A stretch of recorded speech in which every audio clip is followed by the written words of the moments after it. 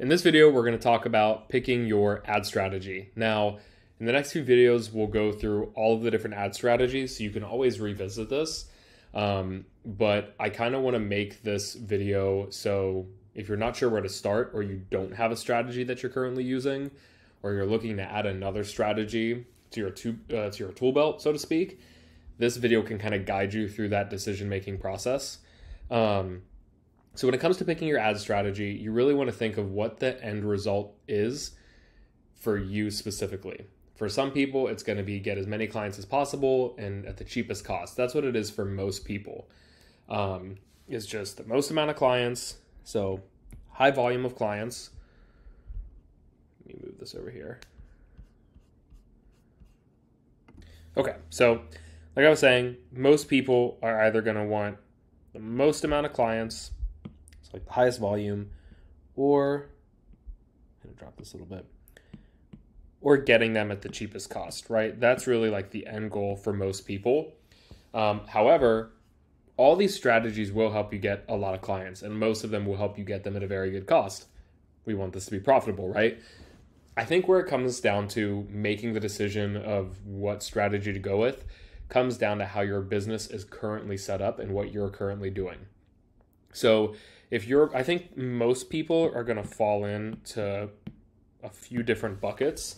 So I think the first one is going to be if you're truly like a solopreneur, it's really just you on your team. You're kind of wearing all the hats right now and you're doing everything. I think the other bucket that you're going to fall into is if you have a team, more or less you have a sales team, and maybe you have some people helping out with like the core operations of your business.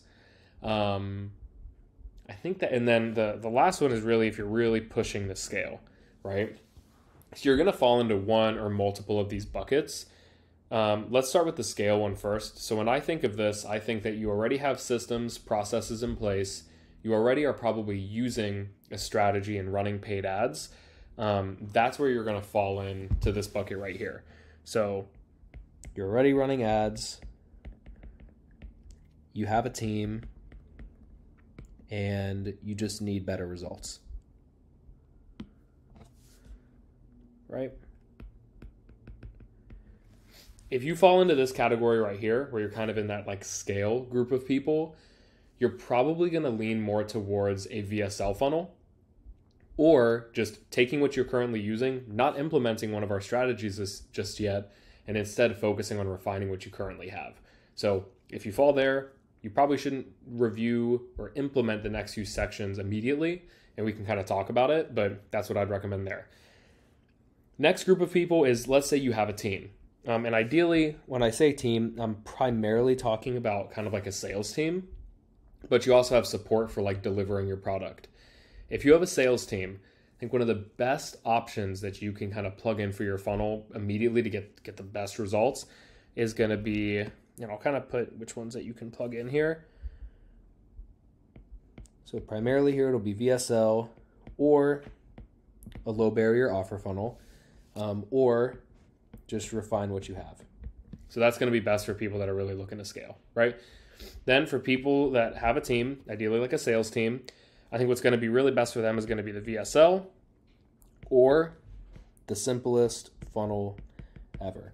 And I'll just abbreviate it with that just to make this go by a little quicker. So that's going to be best for them. Now, if you're a solo entrepreneur and you want to get something to happen quick, I think the best thing to do here is going to be simplest funnel ever or the VSL, right? I think this is really the best kind of layout to have. Now, eventually, I believe that every single business should have ideally anywhere from 2, maybe 3 of these strategies in place at any given time. I think what works really well is the simplest funnel ever is a really easy way to predictably scale to just a reliable like 6 figures or plus, multi 6 figures even, right? A VSL funnel is really going to help you sustainably be at the 7-figure level every single year, and maybe even a little bit past that, multi 7 figures. Implementing a couple of them at once is going to help you to break through that.